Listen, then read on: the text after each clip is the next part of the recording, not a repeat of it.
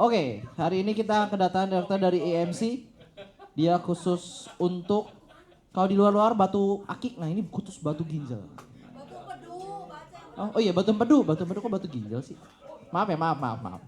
Oke, boleh kita berdiri dan kita sambut dengan meriah Dokter Bobby Sugiarto. Waktu dan tempat dipersilakan untuk Dokter Bobby. Terima kasih sudah datang.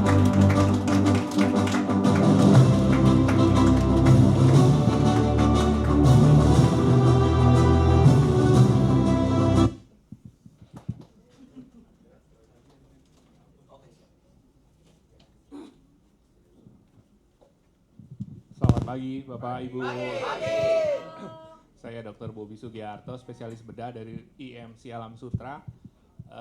Pagi ini saya izin sharing tentang layanan bedah di Rumah Sakit IMC Alam Sutra.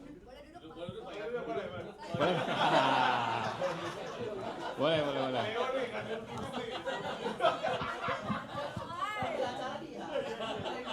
Karena tanggung jawabnya beliau.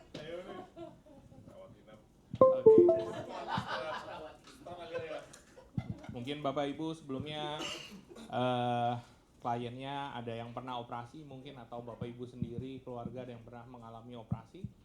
Ada? Ya. Operasi apa Pak? Bahu.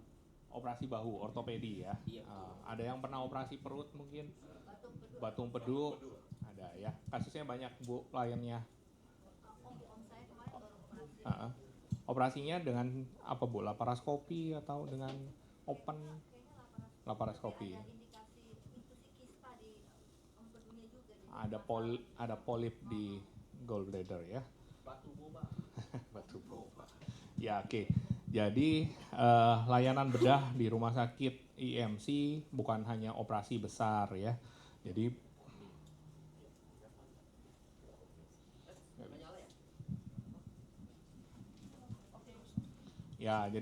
kasus bedah yang bisa ditangani di rumah sakit IMC banyak, mulai dari benjolan baik jinak, baik ganas, radang usus buntu ya. Ini kasusnya banyak, termasuk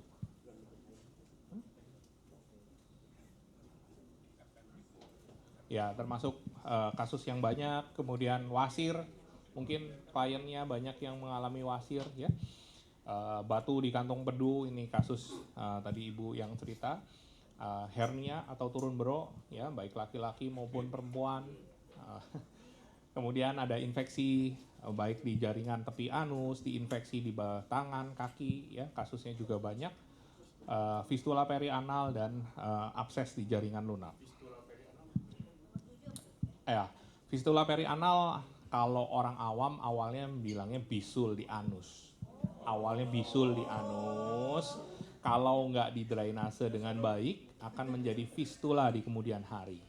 Fistula adalah suatu rongga yang tidak menyembuh yang diawali oleh infeksi sebelumnya. Jadi fistula nggak mungkin tiba-tiba jadi fistula, pasti bisulan dulu ya. Nah bisul tuh ya, fistula macam-macam Bu, tapi dalam hal ini fistula perianal di anus ya. Jadi awalnya karena bisulan dulu, kemudian kadang-kadang pecah, sakitnya hilang, pasiennya nggak mau berobat. Nah lukanya itu kelihatannya sembuh, tapi di dalamnya membuat rongga. Nah itu akan infeksi berulang, itu namanya fistula perianal. Jadi fistula perianal pasti didahului oleh abses perianal. Ya, gitu. Jadi kalau fistula sendiri prinsipnya bisa terjadi di bagian manapun. Fistula adalah suatu rongga yang menghubungkan antara di dalam dan luar gitu ya, kira-kira bahasa awamnya begitu. Jadi fistula nggak selalu di perianal, fistula di luka operasi juga bisa terjadi. Ya, contohnya usus bocor ke dinding perut itu juga bisa terjadi. Ya. Nah, ini kasus yang paling banyak.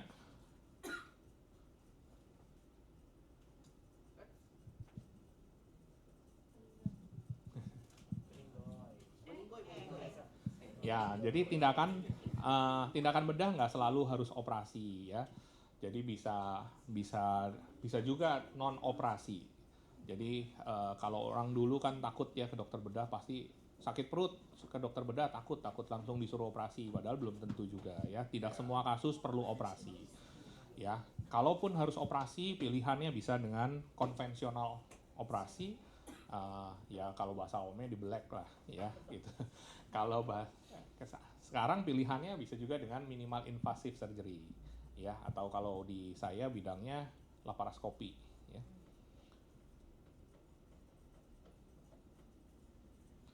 Ya, konvensional surgery contoh kasus yang bisa dilakukan mulai dari tumor usus buntu, perlengketan, batu empedu, hernia.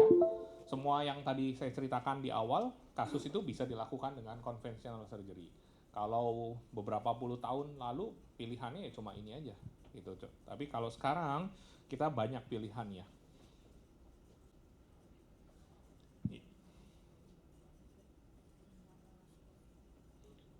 Ya. Nah, ini yang bisa dilakukan dengan laparoskopi. Mulai dari usus buntu, batu empedu, hernia atau turun bero, perlengketan. Perlengketan ini sering terjadi pada misal ibu-ibu habis operasi kandungan, di kemudian hari sering kali terjadi perlengketan. Ya, perlengketan di dalam perut itu bikin sakit perut, itu juga bisa dilakukan dengan laparoskopi. Kemudian bisa juga laparoskopik diagnostik. Laparoskopik diagnostik ini contohnya pada kasus trauma tumpul di perut ya. Beberapa hari lalu saya dapat kasus trauma tumpul perut, jatuh dari motor, perutnya perdarahan. Nah, kita untuk melihat ini perlu di open atau enggak, kita bisa lihat laparoskopi, diintip dulu gitu ya ke dalam perut. Dengan luka yang lebih kecil kita bisa lihat. Nah, kasus yang saya cerita tadi akhirnya kita konversi open karena limpanya pecah. Ya, limpanya pecah. Jadi kita harus angkat limpanya dengan cara open ya. Karena perdarahannya aja 3000 cc, 3000 ya, jadi harus di open. Kemudian cara lain minimal invasive surgery, contohnya laser hemoroid. Nanti saya ada bahas tentang laser wasir, pilihan operasinya apa saja. Nah, ini yang tadi saya cerita tentang fistula, pilihannya bisa juga dengan minimal invasif namanya VILAC.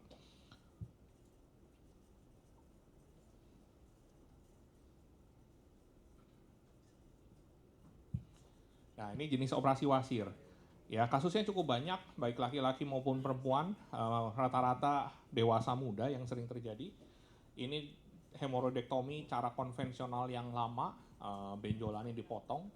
Keunggulannya di rumah sakit manapun bisa, asal ada dokter bedahnya, kelemahannya sakitnya luar biasa. Jadi sekarang sudah ditinggalkan, sekarang lebih banyak dilakukan dengan cara HALRAR atau dengan laser hemoroidoplasty, karena sakitnya lebih ringan, penyembuhannya lebih cepat, recovery-nya lebih cepat. Ya. Untuk yang lain, untuk benjolan wasir yang lebih kecil dapat dilakukan dengan rubber band ligation atau dengan injeksi sclerosing, tapi hanya pada kasus yang kecil. Kalau udah terlalu besar, rata-rata orang Indonesia datang wasir udah besar, karena kalau masih kecil nggak mau berobat. Ya. Nah, ini wasir kalau di asuransi masuk kriteria masa tunggu. Ya, jadi kalau ada klien kadang-kadang baru berapa bulan begitu bila mau operasi wasir nggak di cover ya, karena masuk dari 16 atau 18 diagnosa kriteria masuk tunggu ya, itu jadi nggak di cover gitu, karena yang namanya wasir itu terjadinya nggak tiba-tiba ya. Wasir adalah pembesaran dari bantalan anus ya, semua orang punya bantalan anus, jadi semua orang bisa terjadi wasir ya. Problem utama adalah lifestyle, karena belum waktunya buang air udah ngeden-ngeden ya, ke toilet bawa handphone, nggak berasa tahu-tahu setengah jam di toilet ya. Nah, itu antara lain lifestyle yang menyebabkan terjadinya wasir ya. Jadi pengobatannya utamanya sebetulnya lifestyle dulu, lifestyle, obat, ketiga operasi. Jadi nggak semua kasus harus operasi juga ya. Oke. Nah, ini kasus-kasus kecil lain yang bisa ditangani bedah, mulai dari infeksi jaringan tepi kuku, ini banyak kasusnya, atau bahasa awamnya cantengan ya. Nah, benjolan jinak, infeksi, dan biopsi. Biopsi adalah tindakan pengambilan sampel pada kasus-kasus tumor yang curiga ganas. Kita bisa, sebelum kita lakukan operasi definitif, kita bisa lakukan biopsi dulu ya, karena tentu kalau kita curiga ganas, kita harus tentukan ini benjolan jinak atau ganas, karena kalau ganas nanti operasinya harus lebih radikal ya. Sirkumsisi ini umumnya pada anak kecil, ya, sunat, ya. Ya, jadi ini Kalau biopsi lama ya dok? apanya? Sorry. Kalau untuk ke hasil biopsi. Hasil biopsi kira-kira 1 minggu, Pak. Kadang-kadang 5 hari bisa jadi. Jadi setiap benjolan itu sebaiknya memang di biopsi. Tergantung. Kalau dia benjolannya mengarah ke jinak nggak perlu, langsung diangkat saja. Tapi kalau benjolannya ganas, contoh benjolan pada payudara. Benjolan payudara bisa jinak, bisa ganas. Tergantung benjolan, karakteristik benjolannya seperti apa. Jadi prinsipnya setiap benjolan ada 3 hal yang perlu dilakukan. Pemeriksaan fisik, pemeriksaan penunjang, baik USG, baik mamografi, baik CT scan gitu ya. Yang ketiga adalah pemeriksaan patologi anatomi. Nah, itu definitifnya patologi anatomi. Kita bisa bilang ini curiga jinak, kita curiga ganas.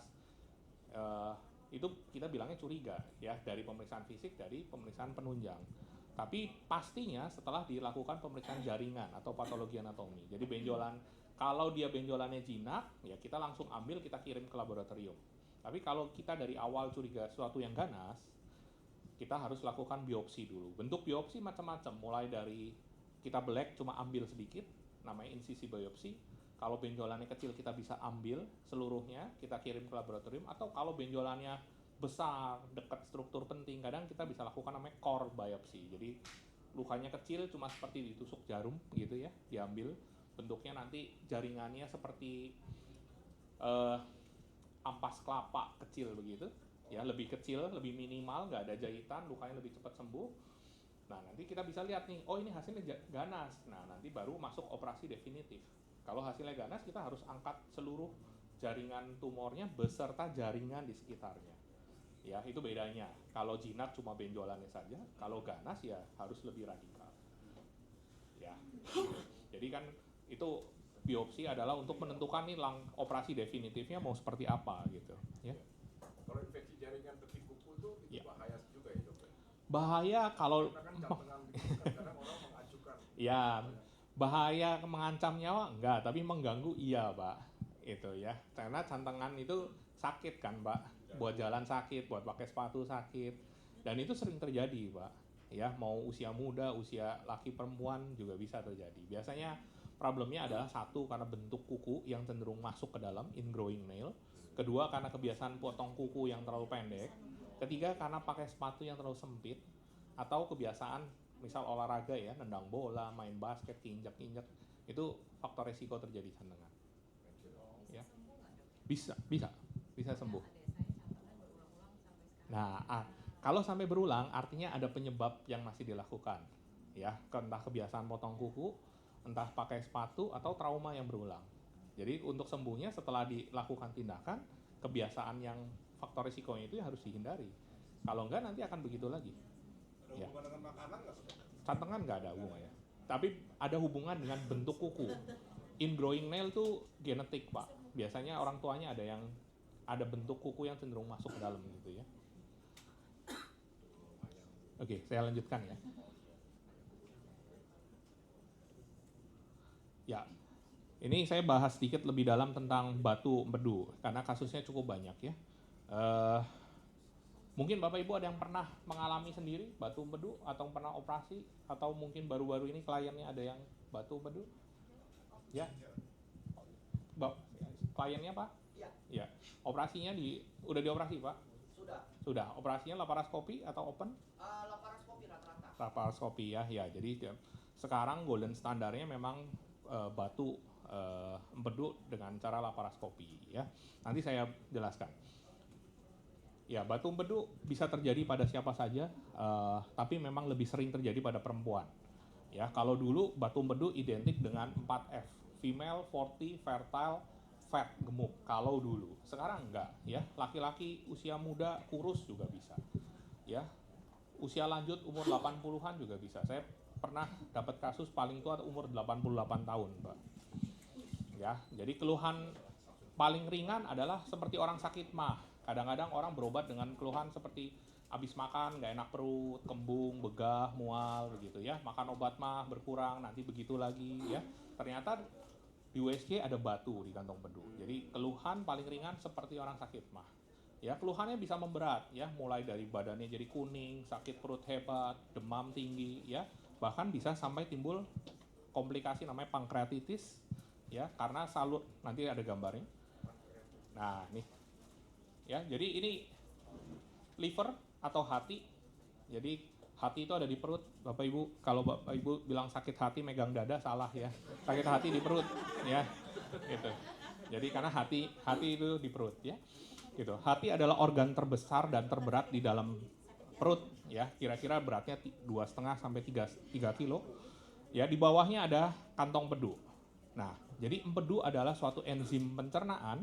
Enzim pencernaan fungsinya untuk mengemulsi lemak. Ya, Bapak Ibu makan berlemak, buang air besarnya kan nggak lemak. Ya, harusnya kan lemak, kena air harusnya kalis ya, ternyata nggak, karena sudah diemulsi oleh empedu. Jadi empedu adalah suatu enzim pencernaan yang diproduksi oleh liver, bukan oleh kantong empedu. Ya, ketika diproduksi oleh liver, dia akan masuk ke dalam saluran, dia akan masuk ke usus 12 jari. Ini usus 12 jari. Ya, jadi urutannya dari mulut masuk ke kerongkongan, lambung, ini usus 12 jari. Ya, jadi di saluran cerna bagian atas. Ini di belakang lambung nih ada pankreas. Ya. Jadi ketika ada batu, kalau ini radang, ini bisa membuat radang di pankreas. Ini bentuk komplikasi dari batu empedu. Nah, batu empedu bisa ada di dalamnya atau bisa juga dia keluar ke salurannya. Ya. Kalau masih di dalam kantongnya, biasanya keluhannya seperti orang sakit MAH yang tadi saya bilang, ya. Kenapa? Karena setiap habis makan, dia berusaha mengeluarkan empedunya, ternyata ada batu di situ, jadi nggak enak perutnya. Ya, jadi kantong empedu fungsinya adalah untuk menampung dan memekatkan empedu. Ya, jadi bukan untuk memproduksi. Itu alasannya kenapa kantong empedu dibuang, orang masih bisa hidup dengan normal. Ya, cuma pasca operasi biasanya perlu makannya dijaga 2 bulan, 3 bulan, jangan makan yang berlemak. Kalau makan berlemak, diare, nggak enak perut. Ya, tapi selanjutnya akan biasa. Ya, badan akan beradaptasi, bisa hidup normal tanpa kantong empedu. Oke, jadi penyebab batu empedu macam-macam. Ada beberapa teori, antara lain karena metabolisme, ya, karena pola diet yang salah. Ya, jadi disarankan kalau orang mau diet tuh jangan terlalu drastis turunnya. Ya, maksimal 1,5 sampai 1 kilo per minggu. Ya, jadi sebulan cuma sekitar 2 sampai 4 kilo maksimal. Kalau sampai sebulan 10 kilo itu terlalu drastis. Nah, akibatnya empedunya akan mengendap, ya, akan mengkristal, akan terbentuk batu. Itu faktor resiko pertama, ya, diet yang salah. Penurunan berat badan yang terlalu cepat.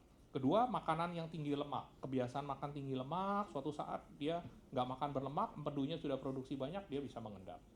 Ada juga kenapa perempuan lebih banyak, karena faktor hormonal. Estrogen itu mempengaruhi terbentuknya batu juga, ya.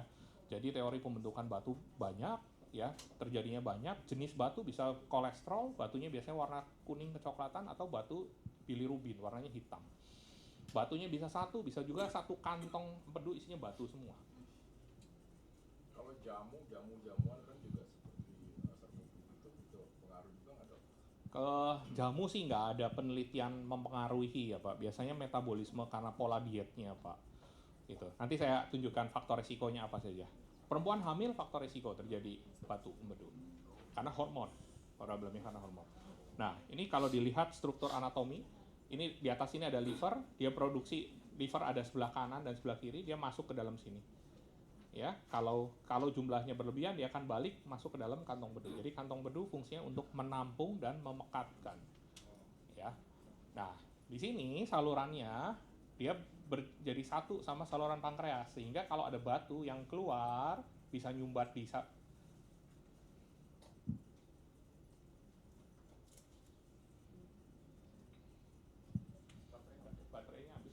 ya, jadi salurannya jadi satu, ya, itu bisa menyebabkan radang di pankreas. Itu yang fatal.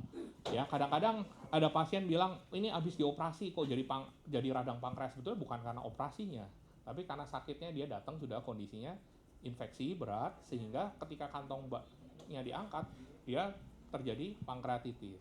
Ya, jadi sebetulnya nggak ada hubungannya sama operasinya.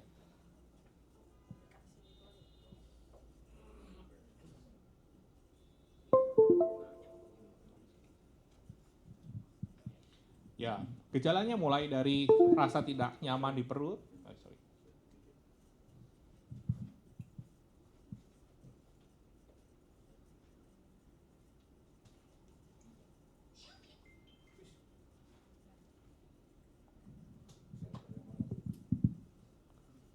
Ya, rasa sakitnya pun sangat subjektif. Tiap orang bisa berbeda-beda, tiap kasus juga bisa berbeda, tergantung datang dalam kondisi apa. Paling ringan seperti orang sakit mah, lama-lama bisa bertambah berat, bisa sampai kuning, bisa demam tinggi, bahkan bisa jatuh dalam kondisi infeksi berat. Ya, bisa sampai pankreatitis juga. Nah, jadi kalau ditanya timing untuk ngangkat batu empedu sebetulnya ya jangan nunggu sampai berat, karena resiko operasinya jadi lebih besar, ya resiko perdarahan, resiko perlengketan, resiko cedera salurannya jauh lebih besar pada kasus yang sudah berat.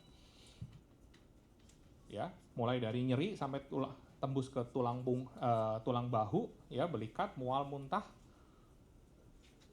ya. Nah, kapan harus ke dokter? Kalau sakitnya sudah berulang, sakitnya disertai kuning, demam tinggi, itu harus segera ke dokter untuk dipastikan betul nggak ini ke arah radang di kantong empedu. Ya, kalau ditanya penyebab pasti nggak ada yang tahu. Jadi bisa terjadi pada perempuan, laki-laki, tua, muda, usia berapapun sekarang bisa terjadi.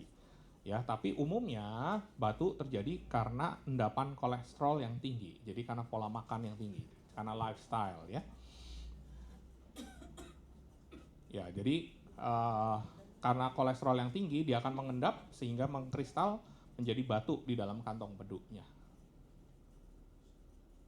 Nah, ini yang saya bilang tadi tentang pola makan ya.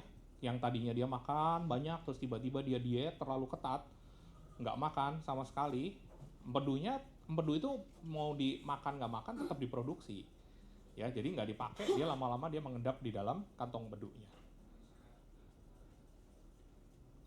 Nah ini faktor resikonya, perempuan lebih tinggi 60 banding 40, ya usia 40 tahunan lebih sering terjadi, ya walaupun sekarang usia muda umur 20, umur 25, 30 pun bisa terjadi, ya suku ras tertentu, kelebihan berat badan, hamil, makanan tinggi berlemak, atau diet yang tinggi kolesterol. Ini faktor resikonya.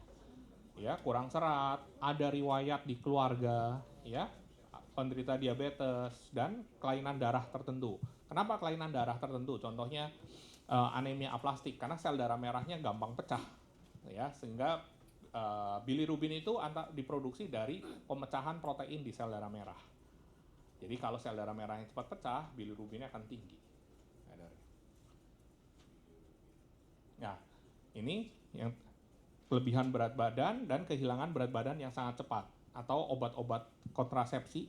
Ini alasannya kenapa perempuan lebih sering terjadi karena hormonal, ya. Atau ada penyakit hati contohnya sirosis, hatinya rusak karena kebanyakan alkohol, itu juga faktor resiko terjadinya batu. Kenapa? Ya, ini komplikasinya bisa terjadi peradangan di kantong empedu atau kolesistitis, bisa menyumbat, orangnya bisa jadi kuning, bisa timbul pankreatitis atau radang pankreas, ya bisa juga kalau dia infeksi berulang bisa terjadi mutasi, terjadi keganasan di kantong empedu, walaupun kasusnya jarang. Pencegahannya mulai dari makan yang tinggi serat, makan diet yang seimbang, penurunan berat badan yang terkontrol, ya jangan terlalu drastis, ya.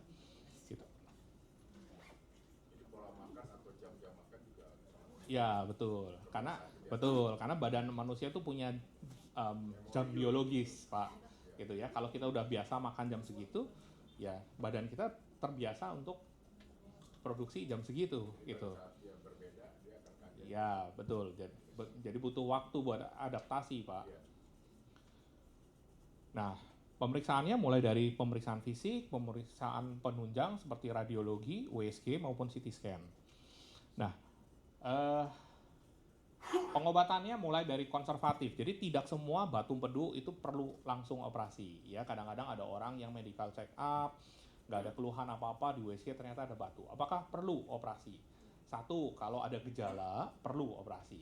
Gejalanya yang paling ringan seperti orang sakit mah. Kedua, ada penyakit penyerta, diabetes, darah tinggi, anemia aplastik, itu perlu dilakukan tindakan operasi, ya. Kenapa? Karena orang dengan penyakit penyerta lebih mudah terjadi infeksi, ya. Jadi indikasi operasi, satu ketika ada gejala, kedua ketika ada penyakit penyerta, ya. Kemudian jenis operasinya mulai dari open atau dengan laparoskopi, ya, seperti yang tadi Bapak cerita, kliennya operasi dengan laparoskopi. Apa sih perbandingannya? Nah, kira-kira ini perbandingan operasi laparoskopi dengan open. Kalau open di black di perut kanan atas, ya semakin gemuk orangnya, semakin besar luka operasinya karena letaknya kan kantong bedu di dalam. Jadi otomatis lukanya pasti akan lebih besar. Lukanya lebih besar, resiko infeksi lebih besar, rasa nyeri lebih besar, recovery pasti lebih lama. Ya, gitu. Keunggulannya apa? Keunggulannya di rumah sakit manapun asal ada dokter bedah bisa. Ya, cost-nya jauh lebih murah. Itu keunggulan dari open. Ya, tapi di luar negeri pun standarnya sekarang sudah laparoskopi. Ya, lukanya lebih kecil, recovery-nya lebih cepat, resiko infeksinya lebih ringan. Ya, kembali beraktivitas lebih cepat. Ya, selain itu dengan laparoskopi kita bisa melakukan beberapa tindakan dengan luka yang sama. Dengan kita masuk kamera di sini kita bisa melihat kantong bedu di sini, kita bisa melihat usus buntu di bawah, kita bisa kalau perempuan kita bisa menilai organ kandungan di bawah situ. Jadi karena kita masuk scope, masuk kamera, kita bisa melihat 360 derajat di perut. Ya, ada kelainan apa? Ya, jadi beberapa hari lalu saya habis operasi kantong bedu sama usus buntu. Karena waktu diperiksa ternyata kanan bawahnya juga sakit, usus buntunya juga besar. Dengan luka yang sama kita bisa melakukan angkat kantong bedu dan usus buntu. Itu keunggulan laparoskopi. Kalau open, ya lukanya di sini ya kita nggak bisa, luka di sini kita nggak bisa approach ke bawah ini, ya harus 2 kali dibelek gitu ya. Itu keunggulan laparoskopi. Kelemahannya satu, tidak semua rumah sakit punya alat. Kedua, tidak semua dokter bedahnya juga bisa melakukan. Itu ya, memang dari segi cost-nya lebih tinggi, tapi dari segi benefit, penyembuhan, resikonya jauh lebih ringan. Ya, jadi memang sekarang sih dimanapun minimal invasive surgery lebih diunggulkan. Ya, oke, mungkin ada yang mau ditanyakan, Bapak Ibu? Ya, boleh.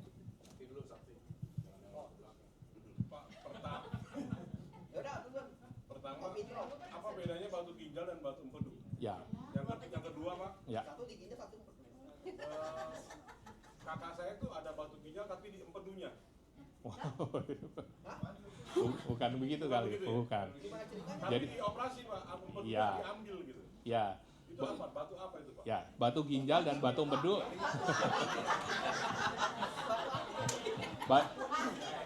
Batu ginjal dan batu empedu adalah 2 organ yang berbeda ya. Jadi ginjal adalah bagian dari organ organ berkemih ya. Jadi sistem tractus urinarius. Ginjal adalah organ untuk berkemih. Jadi orang minum air kan melalui mulut, tapi keluar kan bukan melalui anus kan, urin keluarnya melalui saluran kencing. Kenapa? Orang minum masuk ke dalam saluran cerna, airnya diserap, Pak. Ya, terutama penyerapan air itu saluran cerna kan panjang ya, mulai dari mulut, kerongkongan, lambung, usus 12 jari, usus halus. Usus halus saja panjangnya 4 sampai 6 meter, Pak. Ya, berlipat-lipat di dalam perut. Kemudian usus halus masuk usus besar. Usus besar dari kanan, di tengah, di kiri baru keluar anus jadi kotoran. Nah, air itu kira-kira diserap di bagian usus besar. Diserap ya sama usus masuk ke aliran darah. Ya, masuk ke aliran darah, kemudian aliran darah tersebut mengalir ke ginjal, difiltrasi sama ginjal jadi air kencing. Ya, jadi walaupun air minum melalui saluran cerna tapi dikeluarkannya melalui saluran kencing. Ya, jadi organnya berbeda. Ginjal letaknya di belakang, ya, walaupun sama-sama di punggung tapi kita bilangnya namanya retroperitoneal. Jadi bukan di dalam rongga perut, ya, di belakangnya. Ya, jadi batu saluran kencing bisa terjadi di ginjal, di salurannya maupun di kantong kencing. Ya, jadi itu beda dengan saluran empedu. Kalau empedu adalah bagian dari saluran cernanya. Karena dia memproduksi menampung asam empedu untuk emulsi lemak. Jadi bisa saja ada batu empedu dan batu ginjal bisa, Pak, gitu ya. Jadi orang sakit kadang-kadang bisa superimpose dua-dua sakit ada bisa. Gitu ya, tapi itu 2 organ yang berbeda dan penyebabnya pun berbeda. Kalau batu ginjal bisa karena kadar asam urat terlalu tinggi, bisa karena infeksi berulang, bisa karena ada kelainan anatomikal, ada daerah yang menyempit di saluran kencingnya sehingga sering mengendap di situ. Ya, jadi beda penyebab. Nah, kalau batu ginjal lebih sering pada laki-laki, Pak. Kalau batu empedu lebih sering pada perempuan. Ya, kalau batu empedu penyebabnya karena problem metabolisme. Ya, gitu. Kalau batu ginjal bukan karena metabolisme, lebih karena infeksi atau karena asam urat yang tinggi.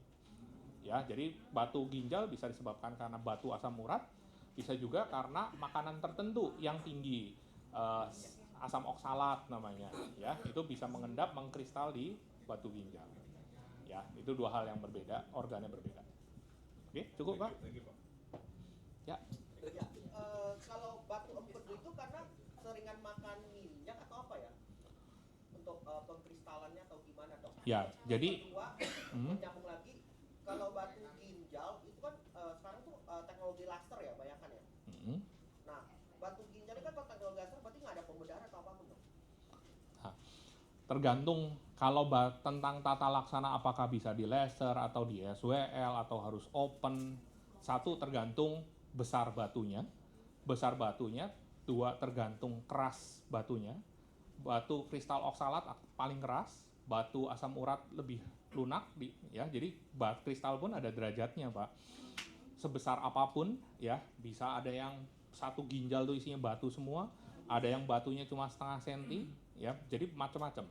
Apakah bisa di laser, apakah harus di SWL, tergantung jenis batu, tergantung besar batunya. Gitu ya. Jadi dan tergantung modalitasnya, berobatnya di mana, ada nggak pilihannya gitu ya. Itu masing-masing ada evidence base-nya bahwa dengan laser keberhasilannya sekian persen pada batu yang sekian senti. Jadi nggak bisa digeneralisir bahwa laser akan lebih baik dibandingkan open, tergantung kasusnya. Karena tiap orang kan batunya nggak akan sama ya. Gitu, ada yang kecil, ada yang besar, tergantung lokasinya juga gitu. Kadang-kadang ada yang lokasinya susah tuh, dia nyelip di dalam ginjal gitu ya. Gitu. Nah, tergantung juga rumah sakitnya punya nggak alatnya. Generasi alat SWL atau RIRS pun generasinya beda-beda gitu ya. Tapi ya intinya sih sekarang berkembang ke arah minimal invasif. Kalau bisa nggak di open ya nggak di open. Nah, tapi bedanya Pak, kalau batu di saluran kencing ya ginjalnya nggak perlu diangkat Pak. Ya, tapi kalau batu di kantong pedunya harus diangkat. Kalau nggak diangkat akan berulang terbentuk di sama.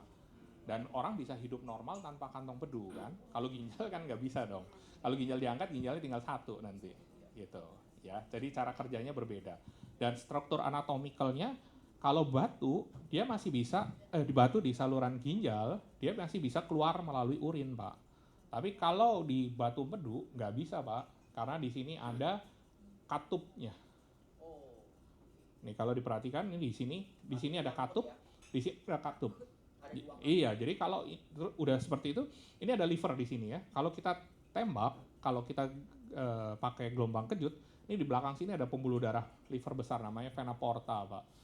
Itu bisa cedera. Itu bisa, iya gitu. Lain kalau ginjal tuh letaknya retroperitoneal di belakang. Jadi nggak lebih jauh dari struktur penting gitu. Ya. Itu yang membedakan tindakan. Kadang-kadang orang awam tanya kenapa kok batu ginjal bisa ditembak, batu empedu nggak bisa gitu ya. Kalau sampai sekarang kalau kita guideline kita namanya Tokyo Guideline pun operasinya angkat, pasti pasien nanya kenapa kok kantong empedunya harus diangkat, kenapa nggak batunya saja. Kalau kita batunya saja yang diangkat, nanti akan terbentuk lagi di tempat yang sama. Dan kalau kantongnya sudah pernah meradang, dia akan berulang radangnya.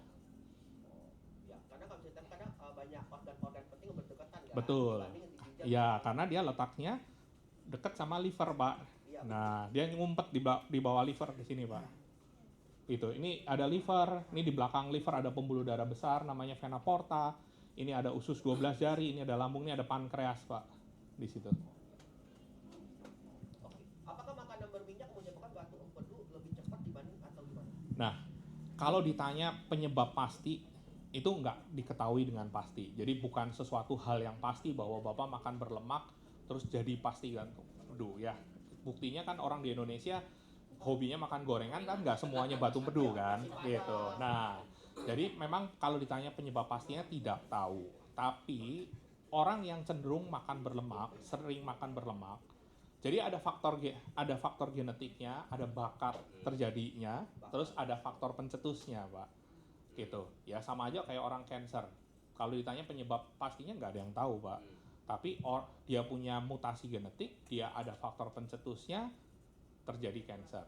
Ya, bukan berarti kanker usus penyebabnya pasti makan daging. Itu buktinya orang yang makan, nggak semua orang suka makan daging terjadi cancer kan. Kalau pasti kan semua orang makan daging pasti jadi cancer. Ternyatanya kan enggak. Ya, pasti ada orang tertentu yang mempunyai bakat atau genetik tertentu, ada faktor pencetusnya terjadi penyakitnya. Gitu ya. Jadi tapi menurut penelitian orang yang batu empedu memang biasanya cenderung orang yang metabolismenya sering makan berlemak. Ya, makan berlemak, fatty liver nggak selalu identik dengan orang gemuk. Ada orang yang kurus, kolesterolnya tinggi, fatty liver berat ada. Ada orang yang badannya besar tapi sehat nggak ada fatty liver ada. Jadi nggak tergantung dari gemuk atau tidaknya. Ya, tapi memang lifestyle sangat mempengaruhi penyakit zaman sekarang. Problemnya karena lifestyle, Pak. Ya, junk food, pola makan, pola olahraga, ya, pola diet yang salah, ya, gitu. Oke, cukup menjawab, Pak. Ya. Misalkan kantongnya sekali ada batu, itu udah nggak bisa diselamatin, dia mesti dihilangin. Iya, yang terbaik seperti itu, ya, karena batu akan menyebabkan radang, apalagi kalau sudah sering bergejala. Kalau cuma menghilangkan radang bisa dikasih obat, tapi dia akan berulang. Iya. Karena kan biasanya keluhan apa yang membedakan? Tadi kan saya bilang keluhannya seperti orang sakit mah gitu ya. Yang membedakan apa sih sama orang sakit mah? Orang sakit mah makan nggak makan perutnya sakit. Tapi kalau batu empedu khasnya habis makan, apalagi makan sesuatu yang berlemak, sejam 2 jam perutnya jadi nggak enak. Itu khasnya. Berarti lagi ngeradang kali ya? Ya, jadi kalau Bapak pernah USG perut, Bapak pasti disuruh puasa dulu 4 jam sebelumnya. Tujuannya apa? Supaya kantong pedunya kebuka. Kalau Bapak habis makan di USG, kantong pedunya mengkerut.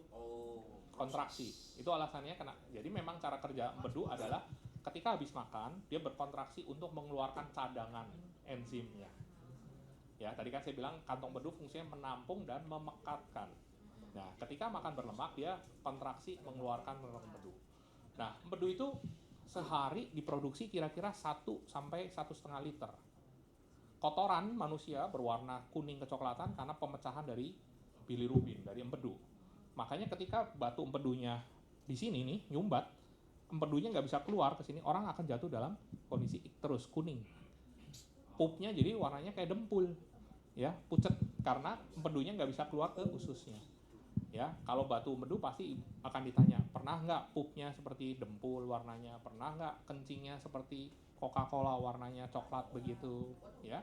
Nah, kalau itu udah pernah terjadi, ada kemungkinan bahwa batu itu pernah lolos ke sini. Kalau batunya kecil, dia kadang-kadang bisa nyemplung ke dalam sini. Tapi kalau batunya besar, dia akan nyangkut karena di sini ada katupnya. Nah, apakah batunya nyemplung terus sembuh? Enggak juga, dia akan meninggalkan radang di saluran-saluran ini. Itu kadang-kadang perlu dilakukan MRCP. Ya, tadi saya ada tulis pemeriksaan penunjangnya antara lain MRCP. MRCP itu Magnetic Resonance Cholangiopancreatography, ya. Seperti CT scan, tapi khusus untuk melihat saluran empedunya. Karena apa? Karena kalau sampai ada batu di sini, bukan hanya kantongnya saja yang diangkat. Tindakannya jadi 2. Kita lakukan endoskopi dulu, namanya ERCP. Kita masuk scope dari mulut ke lambung. Ini batunya kita keluarkan dulu nih, dikorek dulu di sini, baru nanti masuk operasi untuk kantong empedunya. Jadi ini batunya bisa pindah nih dari kantong bisa keluar ke salurannya ini. Itu yang bentuk lanjut komplikasi dari kalau batu empedu. Ya, kalau batu empedunya besar sih biasanya nggak bisa keluar dari sini. Tapi kalau batunya kecil kayak pasir, seringkali dia bisa menyebabkan radang di salurannya. Saluran ini nggak boleh diambil. Ini saluran ini penting, jadi yang diambil cuma ini aja. Ya, ini saluran ini nggak boleh diambil. Iya, dari hati. Ya, pada kasus empedu. Tapi kalau pada kasus keganasan nih di saluran ini bisa terjadi kanker. Ya, nama cholangiocarcinoma. Ini dibuang segini, nanti usus halusnya ditempel ke arah liver. Nah, kalau pada kasus keganasan harus diambil. Kalau batu nggak boleh. Ya.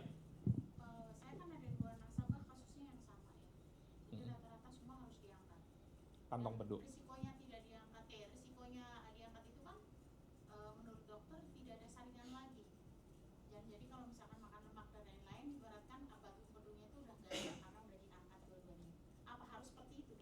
Jadi bukan nggak ada saringan Bu ya. Jadi yang namanya empedu adalah enzim pencernaan yang diproduksi oleh sel liver. Ya, sel liver. Kantong empedu fungsinya hanya menampung dan memekatkan asam empedu yang berlebihan. Jadi asam empedu mau makan nggak makan dia akan diproduksi oleh sel liver. Jumlahnya 1 sampai 1,5 liter per hari. Ya. Kalau ibu kebiasaan makan berlemak, badan kebiasaan memproduksinya banyak gitu. Sehingga suatu saat ketika ibu nggak makan berlemak, dia jumlahnya berlebihan, dia akan masuk mengendap di situ ya. Tadi kan saya bilang fungsinya menampung kelebihan ya. Dipekatkan jumlahnya banyak, lama-lama dia mengkristal gitu ya. Nah, jadi fungsinya hanya menampung dan memekatkan. Nah, katakanlah ini sudah diangkat, dibuang. Empedunya tetap diproduksi oleh liver ya. Tetap diproduksi oleh liver, tapi jumlahnya akan beradaptasi sesuai dengan kebutuhan. Itu yang saya tadi cerita, habis operasi empedu, biasanya saya kasih tahu, Pak, Bu, makannya dijaga dulu ya, 2 bulan, 3 bulan, jangan makan berlemak, supaya badannya beradaptasi dulu. Kalau makan berlemak, akibatnya perutnya jadi nggak enak, kadang-kadang suka diare. Gitu. Ya, jadi orang bisa hidup normal tanpa kantong empedu, karena empedu adalah enzim yang diproduksi oleh liver. Gitu. Ya. Oke? Ya. Jika operasi pengangkatan empedu dok, apakah harus semua plus kantong-kantongnya diangkat? Apakah misalnya hanya bisa dilakukan laser atau apa gitu? Ya. Kantongnya harus diangkat, Pak, beserta batunya. Segini nih, Pak. Ini segini nih, ini diangkat, Pak. Di sini dipotong nih, Pak. Kenapa? Karena kalau ditinggalkan dia akan infeksi berulang. Ya, infeksi berulang begitu ya. Jadi pasti rata-rata pasien datang dengan keluhan. Ya, entah keluhan ringan, berat, artinya dia sudah pernah terjadi radang. Kalau di kantongnya ditinggalkan, dia akan mengendap lagi berulang seperti itu. Ya, gitu. Jadi kantongnya harus diangkat. Kalau dilakukan laser, ya tadi saya sempat cerita bahwa struktur anatomi kantong empedu itu letaknya di bawah liver, Pak. Di sekitarnya itu banyak struktur penting. Ada pembuluh darah besar, ada saluran empedu besar, ada pankreas, ada usus 12 jari, ya. Gitu. Kalau pasien datang dalam kondisi radang hebat, ini wujudnya udah nggak seperti ini, Pak, lengket semuanya. Karena badan manusia itu punya mekanisme kalau ada radang, ada infeksi, dia berusaha melokalisir infeksinya dengan cara nempel satu sama lain. Nah, itu alasannya kenapa operasinya jadi lebih susah, resiko perdarahan lebih hebat. Ini kantong empedu bisa pecah di dalam perut, batunya bisa nyebar kemana-mana di dalam perut, Pak. Yang tadinya isinya enzim pencernaan bahkan bisa bernanah. Ya, saya pernah dapat kasus di EMC, saya dikonsul pasien dari ICU, ibu-ibu udah usia 84 tahun, ya. Awalnya datang karena infeksi berat gitu. Ternyata diperiksa kok perutnya tegang, sakit gitu ya. Itu kantong empedunya udah busuk, Pak, di dalam perut. Udah pecah, udah bernanah seluruh perutnya. Ya. Pasti itu sudah lama gitu ya. Makin lama dengan bertambahnya usia, daya tahan tubuh menurun, infeksinya jadi flare, jadi nyebar kemana-mana. Ya, gitu.